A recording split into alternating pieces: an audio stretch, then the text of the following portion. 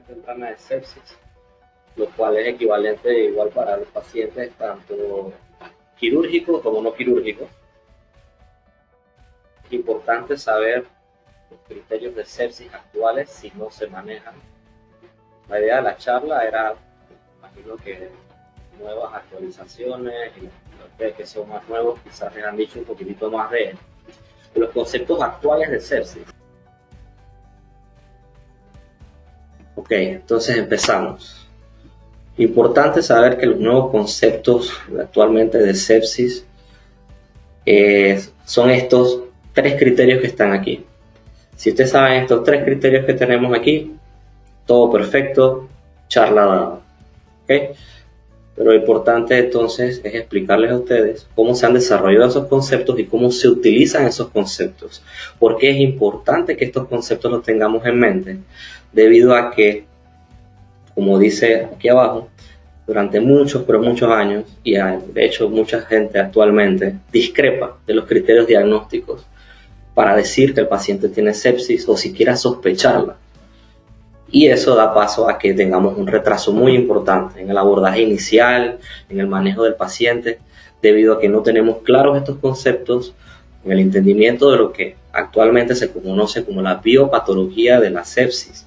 La biopatología de la sepsis es todos estos procesos de bioquímica, inmunología, fisiología, fisiopatología, y se le ha sido llamar así a todo ese conjunto de conocimiento nuevo. ¿Ok? Entonces, sepsis siempre es y será, por lo menos bajo el concepto actualmente, una falla orgánica que aumenta por lo tanto la mortalidad del paciente ante una respuesta no regulada del huésped a la infección. ¿Okay? Es la parte súper más importante de toda la charla. Aunque entiendan y memoricen, internalicen esto, es importante. Está basada la charla en la que llamamos actualmente sepsis 3, que es el consenso internacional que se hizo en el 2016, final de 2016, para las nuevas definiciones de sepsis y choque séptico. No vamos a hablar de choque séptico en esta ocasión, vamos a hablar plenamente de la parte de la sepsis. ¿Ok? Esta parte de la discrepancia de los criterios diagnósticos, como les dije, que es el pilar de todo esto, ha incidido en lo que es la mortalidad y morbilidad de los pacientes de manera significativa. Tanto así que en los países donde se lleva relativamente bien la estadística, la mortalidad se estima hasta máximo de más o menos un 30%. Pero hay un pequeño detalle, que es algo que también pasa con respecto a los países no desarrollados y que tampoco llevamos un adecuado registro, que inclusive no sabemos qué cantidad de pacientes realmente tienen sepsis. ¿Por qué? Porque inclusive cuando escriben en el ICD-9, ICD-10, los diagnósticos, pues como no se registran como sepsis o hay criterios muy variables de sepsis, entonces tenemos básicamente un subregistro muy importante en cualquier país del mundo. De hecho, eso es una de las cosas que se trató en uno de estos congresos a los que presentamos esta charla, en que no hay un consenso, tenemos un subregistro importante y en los pocos lugares donde más o menos se tiene consenso relativo, inclusive hasta dentro de los servicios, dentro del hospital, logramos captar si acaso hasta un 15-30% de mortalidad y que con lo que hemos hecho hasta ahora no ha variado. ¿Okay? Importante saber que pues las mayores causas asociadas a sepsis o los lugares más afectados sigue siendo el tracto respiratorio seguido de focos abdominales y después tracto urinario, y estos otros son tejidos blandos, neuroinfecciones, por ejemplo. ¿Ok? Importante también que sigue siendo prevalente la sepsis ante la presencia o por infección con órganos negativos. Esta tendencia, dependiendo del lugar del mundo, y que de todas maneras, independientemente del lugar del mundo, ha estado en aumento a favor de las bacterias gram positivas. ¿Okay? Otras infecciones, pues virus, micosis, micobacterias, que tienen más o menos un 20% de mortalidad actualmente. Esta es una información de más o menos en el 2014, lo revisé nuevamente en el 2018, y en el 2018 esos números realmente no han variado en el lugar que los leas. Son relativamente en estos mismos porcentajes.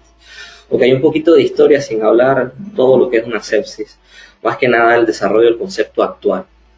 Dentro del desarrollo del concepto actual sabemos más o menos que hemos hablado desde hace mucho tiempo y que le enseñan y le siguen enseñando a todo el mundo en la facultad, un concepto de los finales de los 80, inicio de los 90, que fue el primer concepto de sepsis, consenso de sepsis que se hizo en el mundo por parte de las unidades intensivas, la gente que era infectólogo, y fue a finales de los 80 donde se hicieron la parte de los consensos teóricos y se llevaron como lo que se llamaba sepsis 1, si esto es sepsis 3, ese sería el sepsis 1, a los inicios del 90. Ahí se propuso por primera vez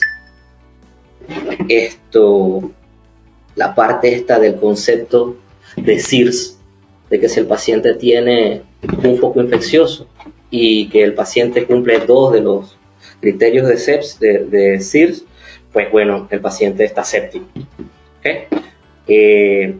Eso a través de los años pasó una década más o menos, y para el 2010 más o menos lo que teníamos nuevo, con nuevos marcadores y demás cosas biomoleculares, se llegó a un segundo consenso. Pero en el segundo consenso no hablamos nunca de definición de la sepsis como tal, como en el primero, por ejemplo, que era 2 criterios de SIRS con un foco infeccioso. Acá lo que se hizo fue que toda la batería de cosas que conocíamos, entre presiones arteriales medias, que si requerían un vasopresor, que si el lactato, que si cualquier cosa química que le podía sacar al paciente con gasometrías y demás, se ampliaron. Entonces quedamos más perdidos todavía con qué es sepsis, cómo lo defino. Este dice una cosa, el otro dice otra cosa. Yo pienso que si es la gasometría así, más el lactato así, y si no es así, no es. Y todo se hizo un enredo. ¿Ok? Recordando un poquitito con los criterios de sepsis, que se basan en 4 parámetros, principalmente la parte de la temperatura, recordando la frecuencia respiratoria, frecuencia cardíaca, recordar que la temperatura puede ser fiebre o hipotermia, llámese 38, mayor de 38, mayor o igual de 38, menor de 36, la parte de la frecuencia respiratoria, que no es solamente la parte de mayores de 20 respiraciones por minuto, sino que también habla, si le tomamos una gasometría al paciente, pues la PCO2, que debe estar menor de 32 para hacer un criterio positivo. Aparte de esto, también la parte de los puentes, la cuenta de los glóbulos blancos, que el paciente puede estar con leucocitosis o puede estar con leucopenia. Llámese leucocitosis mayor de 12.000, leucopenia menor de 4.000 blancos. ¿Ok? Todos estos conceptos que hablamos de que en el 90, en el 2010, se llevaron a discusión con las nuevas cosas en este simposio, en el 2010, justamente después que inició la iniciativa de Surviving Sepsis Campaign, con lo nuevo que estaba investigando, y mucha gente estaba en desacuerdo, justamente porque no tengo un criterio específico para señalar este paciente está séptico con tantas cosas, tantos parámetros a la vez. ¿Ok? Entonces, todo este desarrollo de la biopatología que hemos hablado se llevó a este simposio y es más o menos la base de lo que tenemos actualmente de definición, que es una condición. La sepsis como tal es una condición que amenaza la vida, o sea, potencialmente mortal, que surge ante la respuesta del huésped a causa de una infección, que causa que el huésped, por una mala respuesta, entonces se haga daño a sí mismo. ¿Ok? Dejando atrás la parte de una respuesta inflamatoria, porque no respondía a lo que veían en intensivo, a lo que veían en pacientes graves. No todo el mundo levantaba una respuesta inflamatoria sistémica. La clásica también, que sabemos que puede ser una infección, pero también puede ser un trauma. Entonces, ¿de qué estamos hablando? O cuando el paciente politraumatizado muy severo se transforma también a su vez con un cuadro infeccioso. Entonces, todo eso se toma en cuenta con los nuevos conocimientos y se traduce en un simposio en el cual llama alerta a tratar de seguir las investigaciones para luego llegar a un consenso, en el cual es en el 2016, de elaborar una mejor forma de detectar y decir que el paciente tiene sepsis. ¿Ok? A grosso modo, la parte biopatológica que hemos hablado, así bien de kindergarten, este es el proceso biopatológico propuesto. ¿Ok? Tienes una lesión en tu sistema inmune innato, se forman moléculas al detectar esa lesión, se forman patrones moleculares, se le llama, que puede ser de lesión tisular o puede ser secundario a un patógeno. Esos patrones moleculares desarrollados por su sistema inmune innato llegan a otra región del sistema inmune innato, que se encarga entonces de detectar y traducir ese patrón de injuria que recibió, y traduce señales a todo el resto del sistema inmunológico. entonces tendrás tu respuesta sistémica dependiendo de cómo se tradujo esa señal, o la tendrás de manera localizada y resuelves o no resuelves el cuadro según cómo se tradujo esa respuesta en tu sistema inmunológico para resolver el problema. ¿Ok? Importante que, por ejemplo, esta parte de los TOR-like que tenemos aquí, de la transducción, inclusive son parte de la terapia génica propuesta actualmente para ver si atacamos el problema de sepsis, ver cómo podemos modular estos receptores para tratar de disminuir el problema cuando los pacientes están sépticos. ¿Okay? Entonces, cuando no elimina el problema, pues ocurre lo como dice aquí, un segundo impacto a nivel de los tejidos, que entonces dará una alteración a nivel también nuevamente biomolecular, celular, tisular y así hasta ser un nivel orgánico que el paciente puede resolver o fallecer. Esta alteración se traduce al final inclusive datos de falla orgánica. Esas alteraciones, ¿dónde son principalmente?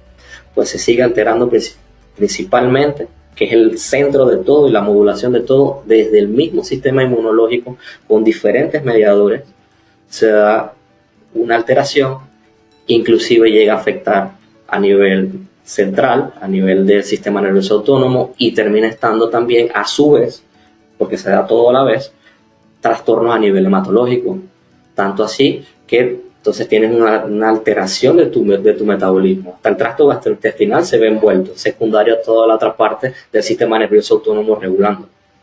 ¿Ok? Entonces, en la parte de la activación no regulada o de una forma desordenada del sistema inmunológico con el paciente séptico que tiene un segundo impacto, pues algo que ya conocemos nosotros, que es la tormenta de citoquinas por la liberación excesiva de los mediadores inflamatorios. Esto amplifica y empeora la situación de la respuesta no regulada ante la lesión inicial. ¿Ok? Más o menos, un poquito más rápido, esta parte es un poco más compleja, pero para resumirlo así a muy grosso modo, pues afecta una cosa que se conoce como el eje neuroendocrino inmunológico, en el cual entonces el eje hipotálamo hipofisiario adrenal se ve afectado, y así también existen activación de la cascada de coagulación con inhibición de la fibrinólisis, terminando el paciente, por ejemplo, en UCID, falla hematológica. Las otras partes acá, pues el paciente terminará con fallas renales, fallas hepáticas, bien importantes, que terminan en muchos de los casos en un desenlace mortal para el paciente.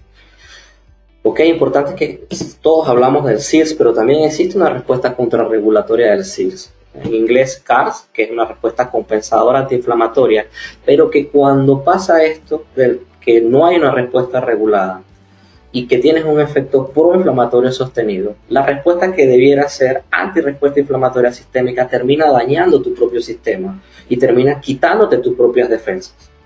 ¿Ok? Porque cuando pasa esto, los mediadores químicos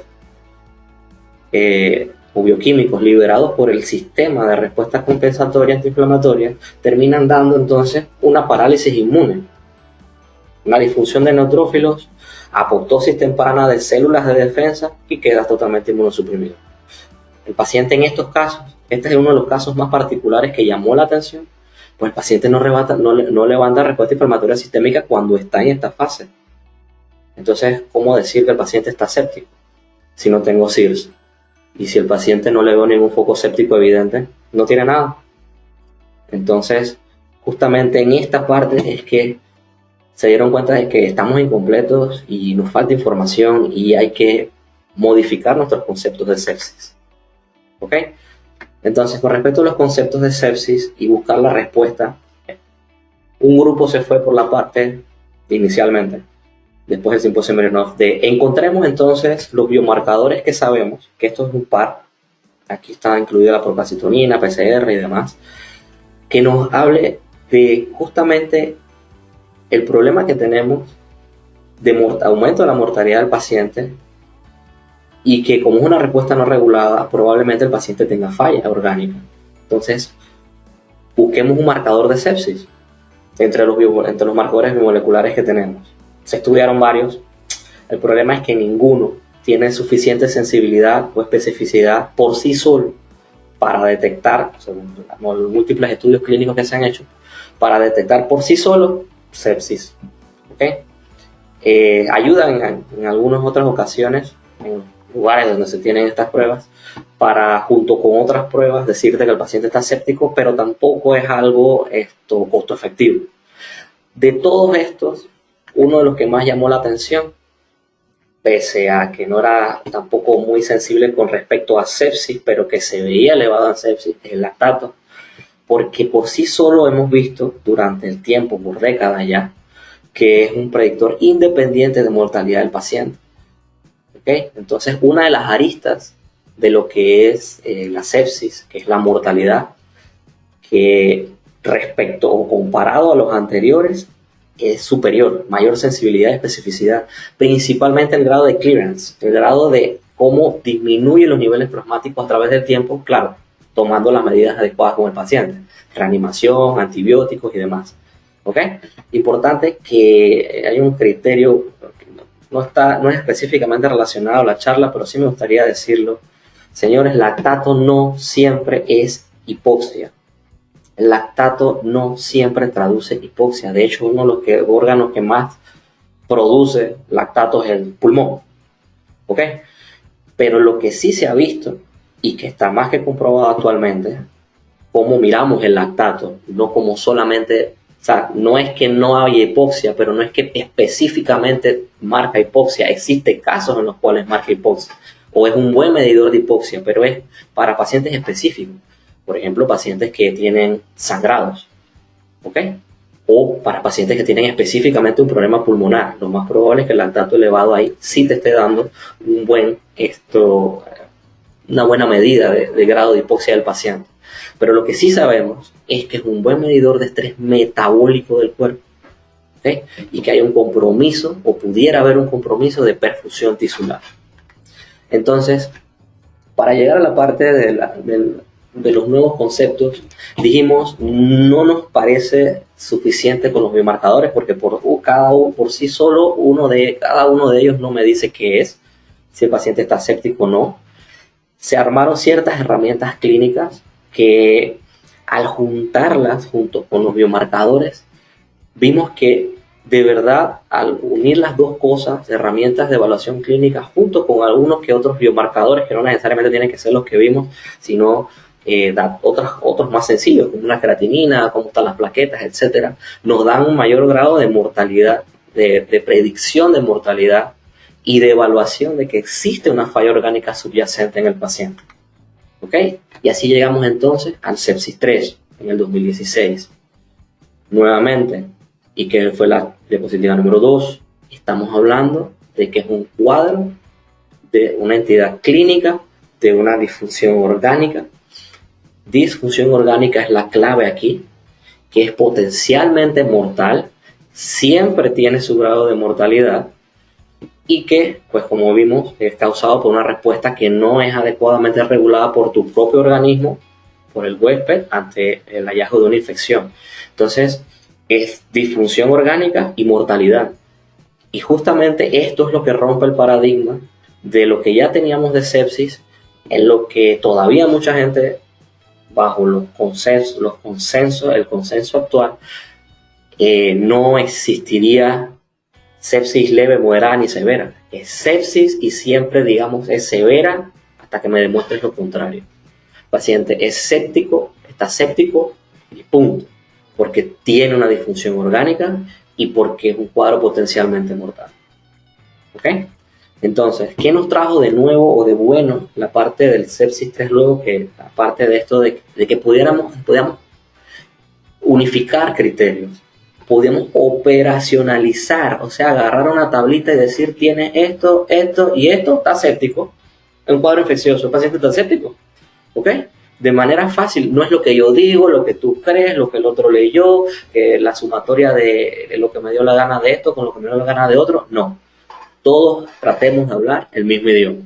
Como lo hicieron, en verdad, el pliego eran 4 estudios multivariables en poblaciones de más de 500.000 pacientes, que se trataron de analizar variables clínicas relevantes, se hicieron análisis matemáticos de regresiones logísticas diferentes para analizar variables clínicas relevantes que me hablaran de disfunción orgánica o que me pudieran decir que el paciente tiene mayor mortalidad, o las dos o una de las dos, ¿ok?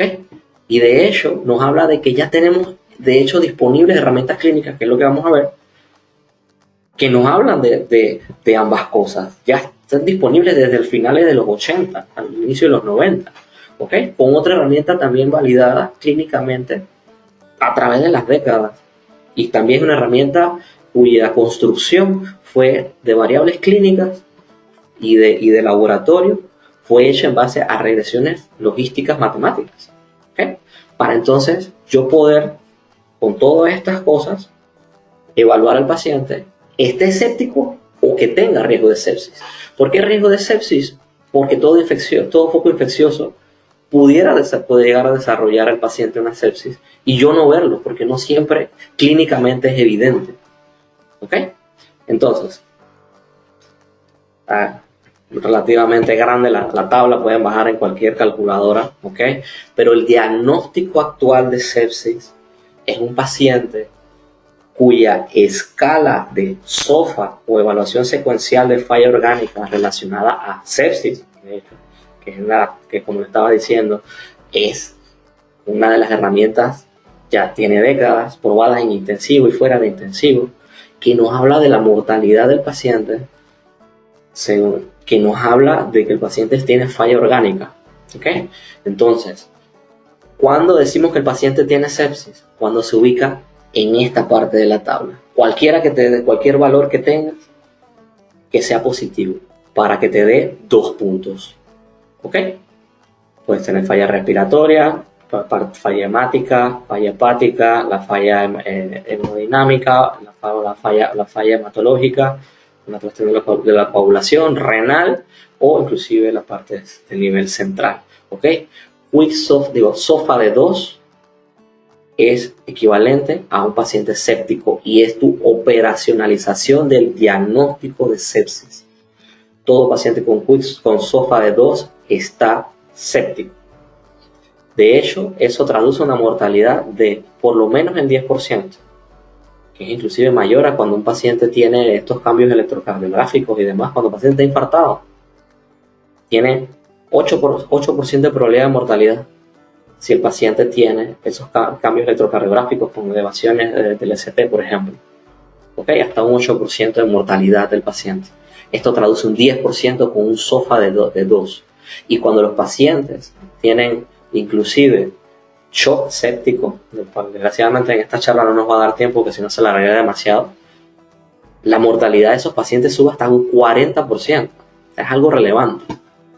Ok, esto me evalúa un paciente dentro de un intensivo principalmente, o un paciente muy grave en sala que debiera requerir cuidados intensivos. Sin embargo, el consenso nos trae una nueva herramienta, también otra herramienta que está basada en regresión logística de lo que son las variables clínicas relevantes. Variables clínicas relevantes de todas esas variables que se hicieron en el 2010, en el sepsis 2, de las 20 y pico, se eligieron 21 variables. Y a ver cuál traducía en estas poblaciones mayor mortalidad. Y estas son las variables que se encontraron. Paciente que tiene un probable foco infeccioso o que esté a riesgo de sepsis, pues el paciente, si tiene SOFA alterado, tiene mayor riesgo de mortalidad. Esto no mide falla orgánica, mide mortalidad. Por lo tanto, mide en un paciente con riesgo de sepsis, mide una de las aristas importantes. ¿Ok? La frecuencia respiratoria mayor de 22, la presión sistólica menor de 100. Un simple examen físico. ¿Ok? Una acotación con respecto a la alteración del estado de conciencia. Durante los primeros resultados hablaron de rasgos menores de 13. Se hicieron revisiones matemáticas y tener 14 era lo mismo estadísticamente significativo que tener 13.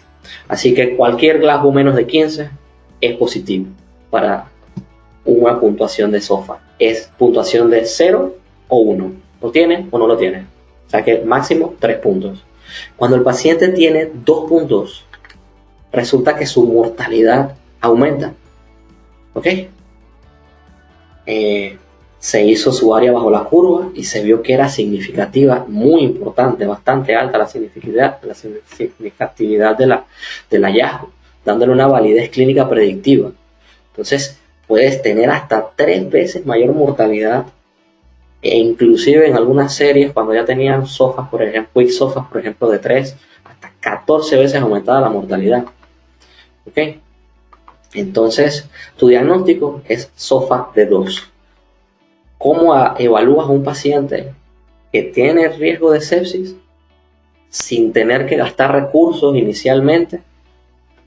Con el quick SOFA. Ahora, importante de la herramienta del quick SOFA, es de mayor predicción o predictibilidad para los pacientes fuera de un cuidados intensivos, y justamente para ustedes, a menos que vayan a ser intensivistas o sean intensivistas. Paciente de la consulta, paciente en la sala, paciente que llega a urgencias, examen físico, SOFA positivo, hablando de que sea de 2 o más, ese paciente, lo ideal es entonces seguir investigándolo, llevándolo, pensando que tiene su foco séptico y demás, a calcularle el SOFA. ¿Ves? Como un algoritmo. Paciente tengo sospecha, le hago el SOFA está positivo, tiene 2 o más, paciente inmediatamente le completo toda la serie de laboratorios para ver si el paciente es positivo para un SOFA. ¿Okay? Quick SOFA primero, seguido de un SOFA si el paciente está alterado con respecto a la puntuación del Quick SOFA. ¿Okay? Entonces, otra acotación con respecto a esto. Hablamos del lactato, que también es un predictor de mortalidad.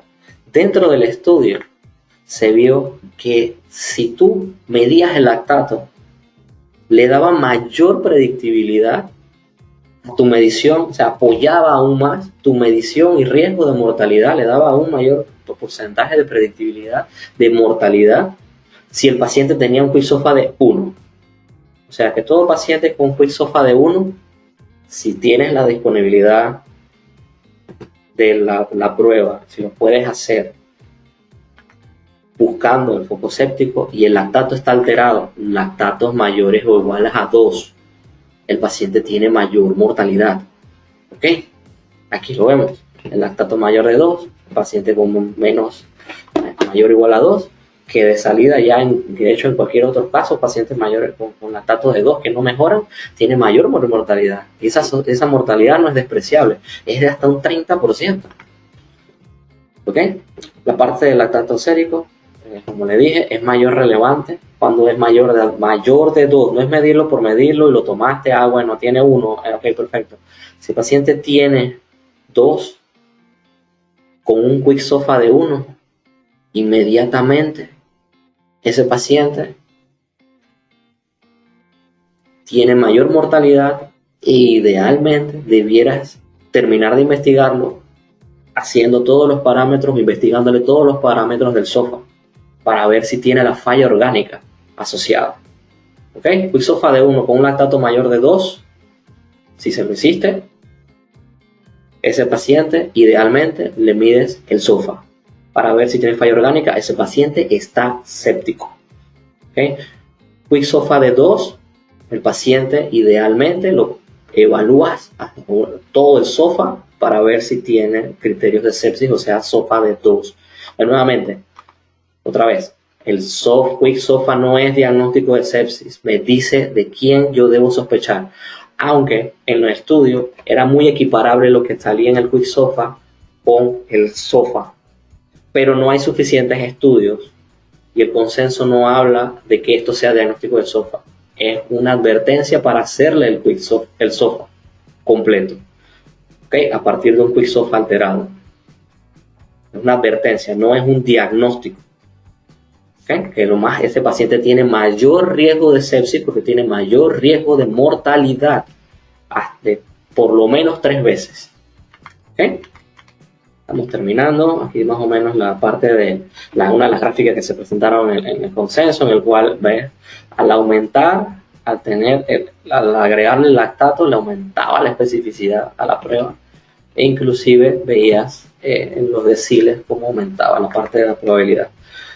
Aquí rápidamente, pues bueno, nosotros hicimos más o menos el mismo estudio, midiendo las variables del lactato y midiendo el quick SOFA, pacientes de urgencias. Para tratar de hacer esto, manejo oportuno, con los criterios, con el consenso. Básicamente, nos dio, es muy similar a la curva que se presentaba, que tiene mayor predictibilidad, justamente cuando le agregas el lactato en los quick SOFA de 1 y pacientes de mayor mortalidad con quick SOFA de 2. ¿Okay? Vamos a variar la curva bastante importante de 0.94. Ok, como conclusiones, todo paciente con foco infeccioso está a riesgo de desarrollo de falla orgánica. ¿Okay? Necesitamos tener un diagnóstico consensuado y que aprovechar que en este momento, por el consenso clínico, estadístico, relevante estadísticamente, puede ser operacionalizado mediante el quick SOFA que te da la alarma para llevar y hacer el diagnóstico como tal, que actualmente es un SOFA igual o mayor a 2. ¿Okay? Entonces, promovemos pues que utilicemos esos conceptos, nos parecen bastante bien, lo hemos visto se ha visto en múltiples estudios que se han seguido haciendo después del consenso. Acordarse que es ideal que todo paciente que tenga un quick SOFA de 1, por lo menos, ideal, y si tienes el recurso, hacerle el lactato sérico, a ver qué tal. ¿Ok? Y pues bueno, una vez que tienes el quick SOFA positivo, mayor de 2, con o sin lactato sérico, recomendamos que todo paciente con quick SOFA positivo y principalmente mayor de 2 se le tome el lactato sérico. Es nuevamente uno de los marcadores independientes de mayor significancia con respecto a mortalidad del paciente. ¿Okay? Y pues bueno, esto es en verdad básicamente una propuesta que en algún día se haga de realizar un protocolo formal para entonces nosotros poder agarrar a estos pacientes, hacer las estadísticas adecuadas. Eso sería todo, una charla relativamente rápida y vamos a abrir espacio para preguntas.